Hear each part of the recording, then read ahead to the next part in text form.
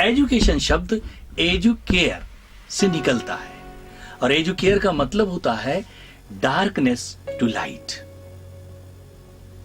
लेकिन आज की जो शिक्षा है वो वस्तुतः नंबरों पर फोकस करती है, क्लास पर फोकस करती है और शिक्षा एक तरीके से हमारे ऊपर बोझ बन जाती है। एक बच्चे को अगर पढ़ने के लिए कहो तो उसे लगता है कि जैसे कि हमें कोई सजा दी गई है।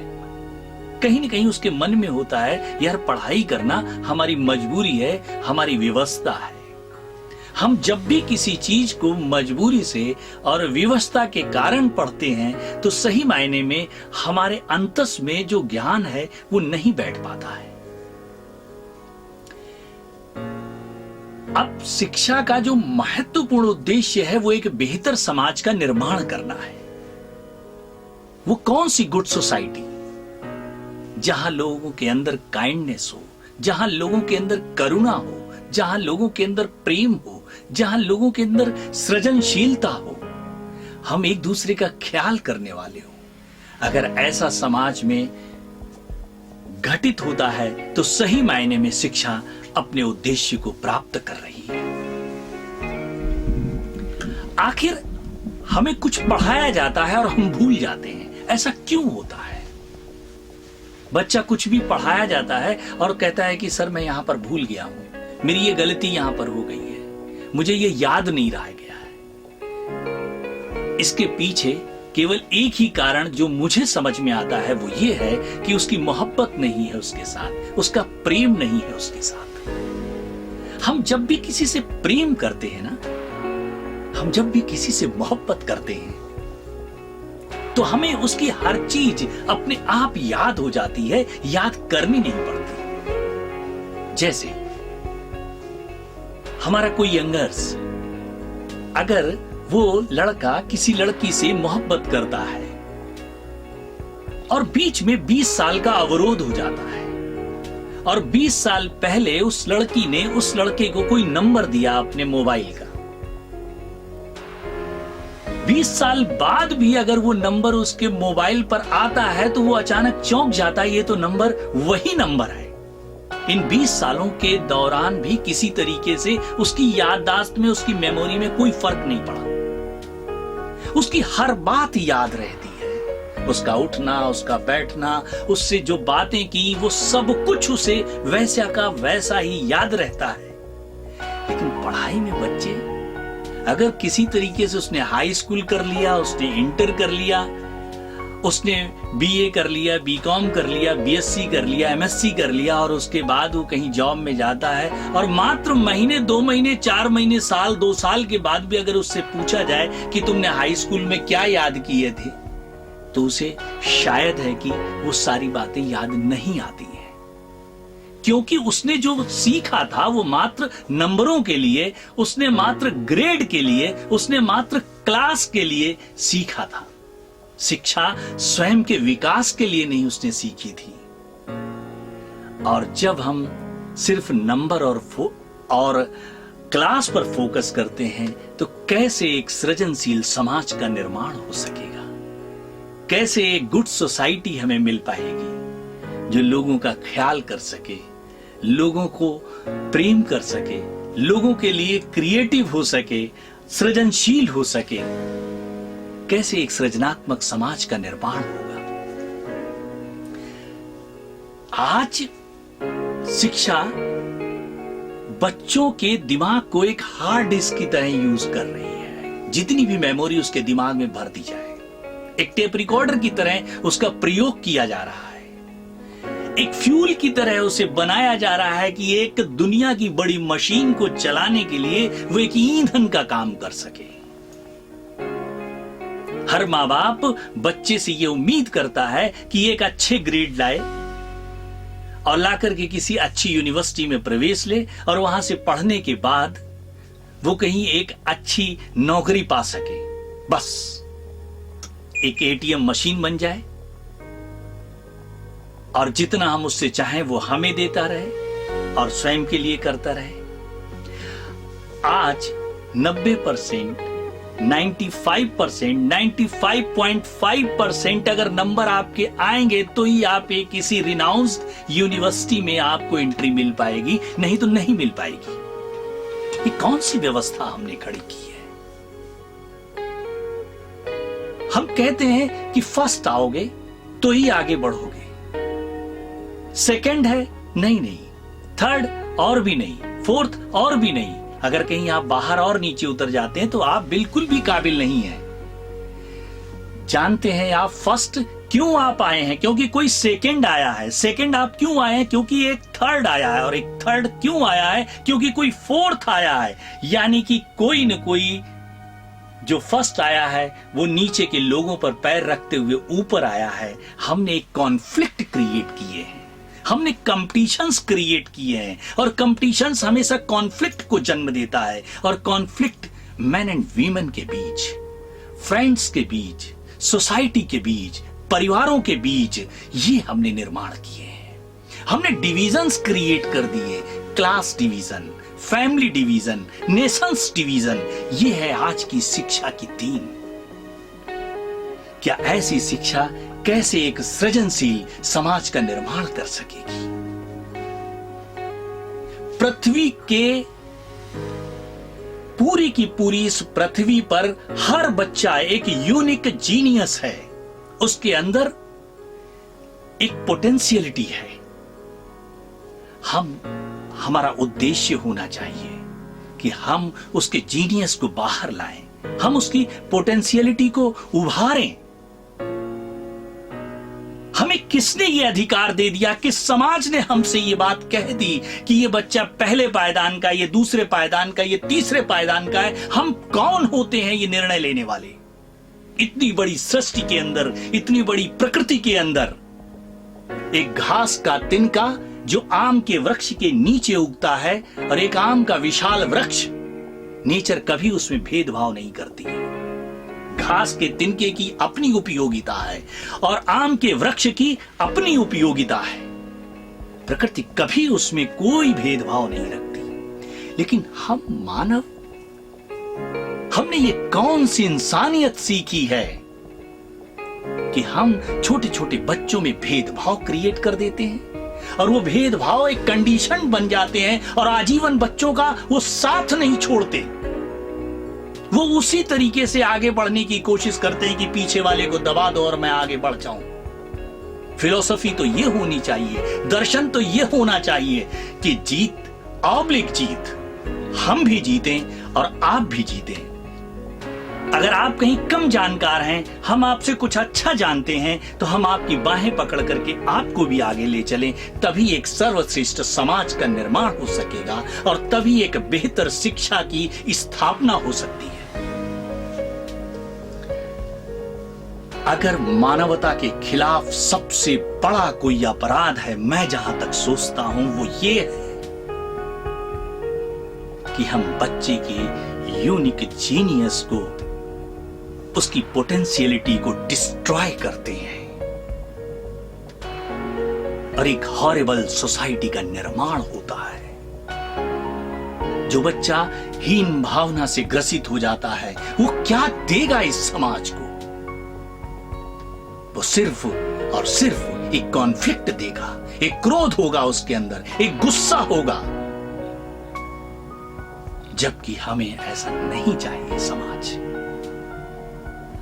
हमें बच्चों को कभी भी कार्बन कॉपी बनाने की हम क्यों इच्छा करते हैं कि जैसे हम है मेरा बच्चा भी वैसा ही बन जाए? अरे उसके अंदर अपनी फ्लावरिंग है।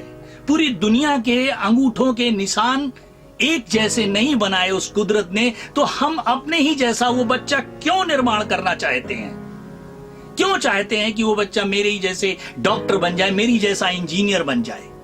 हो सकता है उसके अंदर कोई बीथोवन हो जिसके अंदर महान संगीत की स्वर लहरियां गूंज रही हों। हो सकता है कि उसके अंदर कोई एडिशन हो। यही एक स्कूल मास्टर था जिसने एडिसन को मंद बुद्धि कह करके उसको स्कूल से बाहर निकाला था और उसकी मां से कहा था कि तुम्हारा बच्चा मंद बुद्धि है, कभी नहीं पढ़ सकता। आज उसी के आविष्कारों पर दुनिया रोशन हो रही है। वो कौन सा टीचर था? उसे किसने अधिकार दिया था कि एडिसन को मंदबुद्धि कहा जाए, उसे स्कूल से बाहर निकाला जाए? ये बेवकूफी हमारी अपनी है या ज्ञानता हमारी अपनी है कि हम नहीं जान पाते हैं कि उसके अंदर कौन सा यूनिक जीनियस जन्म ले रहा है, कौन सी पोटेंशियलिटी उसके अंदर जन्म ले रही है। एक बार एक जंगल में एक बोर्ड बनाया वहां के तमाम पशु पक्षियों ने मिलकर के। बोले भाई एक बोर्ड तैयार करते हैं और उसमें बहुमुखी शिक्षा रखी जाएगी। उसमें गिलहरी भी आई, उसमें खरगोश ने भी एडमिशन लिया, उसमें और भी तमाम जितने जानवर थे सभी ने आकर के उसमें प्रवेश लिया। अब पक्षी को जब उड़ने का समय आया तो उसने उड़ने में तो प्रथम पाया, लेकिन जब दौड़ की बात आई तो उसमें वो पीछे रह गया। खरगोश को बिल बनाने में लगाया तो बिल तो उसने बना लिया, लेकिन पेड़ पर जब वो चढ़ने लगा तो कई बार गिरा और सर में उसके चोटें आईं और वो बैठ गया। ठीक गिलहरी भी पेड़ पर अच्छी तरह चढ़ रही थी, लेकिन उड़ने की कोशिश में कई बार ऊपर चढ़ी और नीचे आई। इस तरीके से वो भी चुटहल हो गई, उसको भी काफी चोट आ गई। इसके साथ ही मछली तैरने में तो प्रथम आई, लेकिन बाहर के किसी भी काम में वो पास नहीं हुई। लेकिन उन्हीं में से एक जानवर था जो आधा अधूरा हर चीज में पास होता गया और बोर्ड ने उसको प्रथम स्थान से घोषित किया कि ये हमारे इस जंगल के बोर्ड में फर्स्ट है, क्योंकि उसने सब कुछ आधे अधूरे ढंग से कर दिया था। क्या शिक्षा हमारे समाज में भी ठीक आधे अधूरे ढंग से ही तो काम कर रही है? निश्चित तौर पे कोई भी कॉलेज हो, स्कूल हो, यूनिवर्सिटी हो, वो ऊपरी तौर पर तो परिवर्तन ला रही है। हमें बहुत सारे परिवर्तन देखने को मिल रहे हैं, लेकिन आत्यांतिक गहराइयों में किसी भी तरीके का कोई परिवर्तन नजर नहीं आ रहा है। हम इस पर क्यों नहीं चिंतन करते कि आखिर वो परिवर्तन क्यों नहीं आ रहा है हमारे अंतस में? और एक बात हमेशा ध्यान रखने की है, बाहर का परिवर्तन कभी भी हमारे अंतरंग परिवर्तन को नहीं ला सकता है। जब तक हम अंदर से परिवर्तित नहीं होते हैं, जब तक हम अंदर से शांत नहीं होते हैं, जब तक हम अंदर से प्रेम से भरे नहीं होते, करुणा से भरे नहीं होते, दया से भरे नहीं होते, तब तक बाहर कैसे परिवर्तन आ सकता है? आज की सरकारें निश्चित तौर पर एक बेहतर समाज के निर्माण में लगी हुई हैं। चुनाव आने के पहले उनके घोषणा पत्र में कि मैं ये परिवर्तन लाऊंगा, मैं ये परिवर्तन लाऊंगा, मैं ये परिवर्तन लाऊंगा। ये परिवर्तन ऐसे ही है जैसे कि एक बार मैं अपने घर में आया। अपने घर के कमरे में मैं एंट्री लेता हूं और मेरे हाथ से कार की चाबी नीचे गिर जाती है। अचानक लाइट चली जाती है। मैं बाहर चला जाता हूं, सड़क पर स्ट्रीट लाइट जल रही है और चाबी को मैं वहां ढूंढ रहा हूं। मेरा पड़ोसी मेरे पास आकर के पूछता है, क्यों भाई आप क्या ढूंढ रहे हैं? मैं कहता हूं कि मेरी चाबी खो गई है। बोले कहां खोई? बोले घर में खो गई। तो बोले घर में ढूंढो। बोले वहां लाइट नहीं आ रही है, बाहर सड़क पर स्ट्रीट लाइट जल रही है, इसलिए मैं यहां ढूंढ रहा हूं। ठीक इसी तरीके से परिवर्तन कहीं से होना है, लेकिन हम ढूंढ कहीं और रहे हैं।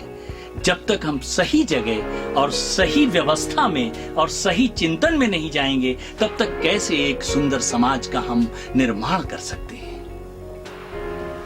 हमारे श्री H.C. महाजन साहब, जिनके साथ और हमारे पिताजी श्री देवीशरण मिश्र जी, जिनके साथ मैंने एक स्कूल की स्थापना की, अर्थ लवर्स स्कूल, पृथ्वी प्रेमी पाठशाला।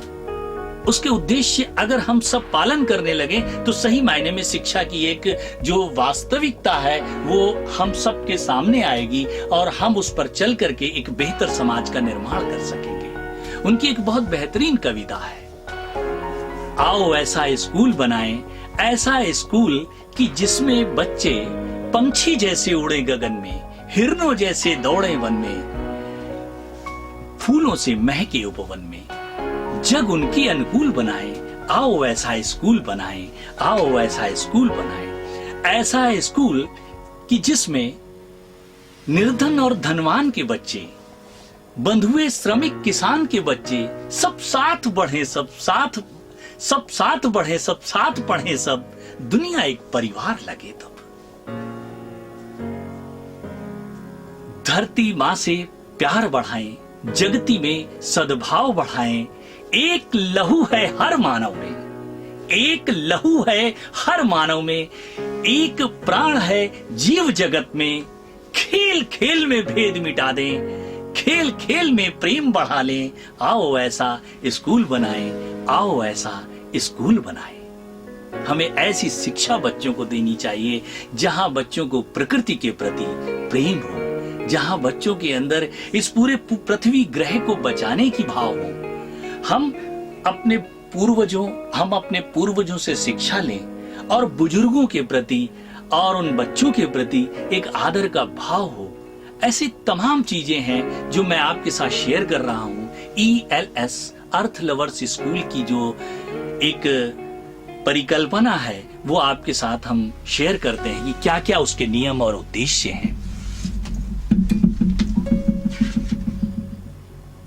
समाज के सभी वर्गों में विशेषतया कमजोर वर्ग के बच्चों को आवास क्षेत्र के पास गुणात्मक शिक्षा प्रदान करना, ललित कला, नृत्य कला आदि की शिक्षा देकर बच्चों की सृजनात्मक शक्ति को विकसित करना, बच्चों के दिलों में धरती, पौधे, प्राणियों, बायोडायवर्सिटी के लिए प्यार विकसित करना, मानव और प्रकृति के बीच पारस्परिक संवर्धनात्मक संबंधों को बढ़ावा देना, स्कूल के सामुदायिक सौहार्द और प्रेम का केंद्र बनाना, व्यक्तिगत उदाहरण प्रस्तुत करके उनमें सहिष्णुता, न्यायप्रियता, ईमानदारी, सच्चाई और करुणा की भावनाओं का विकास करना, बच्चों की शिक्षा में माता पिता की भागीदारी सुनिश्चित करना, माँ बाप सप्ताह में कम से कम 2 घंटे स्कूल में काम करें, चाहे यह काम पढ़ाने का हो या फिर बच्चों को अपने व्यवसाय, खेती, चित्रकला, शिल्पकला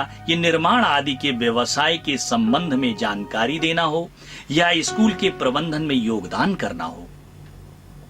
एक विद्वेष रहित विश्व, ए वर्ल्ड विदाउट प्रेजुडियस के निर्माण के लक्ष्य को अपनाकर धर्म, जाति, लिंग, क्षेत्रीयता से प्रेरित दुराग्रहों और बंधनों से निर्मूल करने का प्रयास करना, एक ऐसी जीवन शैली को प्रोत्साहन देना जिसमें व्यक्ति अपने दैनिक जीवन में अधिकाधिक स्वतंत्रता और स्वायत्तता से जी सके।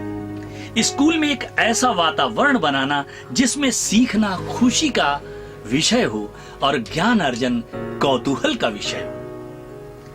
स्कूल को माँ बाप, शिक्षक और समुदाय मिलकर चलाएंगे और वे स्वयं निर्णय करेंगे किस तरह से उत्तरोत्तर अच्छी शिक्षा सुविधाएं प्रदान की जाएं। स्कूल को शिशु वर्ग, युवा वर्ग और वृद्ध वर्ग के बीच प्यार, आदर और अंडरस्टैंडिंग विकसित करने का सशक्त फोरम बनाना, व्यक्तिगत उदाहरण और ऑब्जर्वेशन के द्वारा बच्चों में श्रम और टीम भावना के प्रति लगाव पैदा करना ताकि वे बड़े होकर अपनी कर्मठता और लगन से एक समृद्ध और सौहार्दपूर्ण समाज का निर्माण कर सके। शिक्षा पाठ्यक्रम में तकनीकी और मानविकी दोनों पक्षों का समुचित सामंजस्य बिठाना ताकि वे आने वाले जीवन में समृद्धि के साथ साथ मधुर मानवीय संबंधों का भरपूर आनंद ले सकें।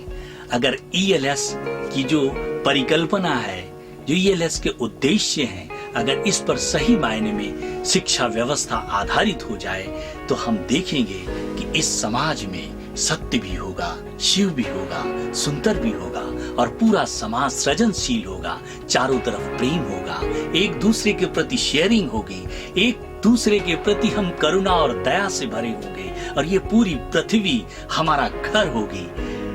और इसी उद्देश्य के साथ हम अपने जीवन को कितना सुंदर और कितना भव्य बना सकते हैं,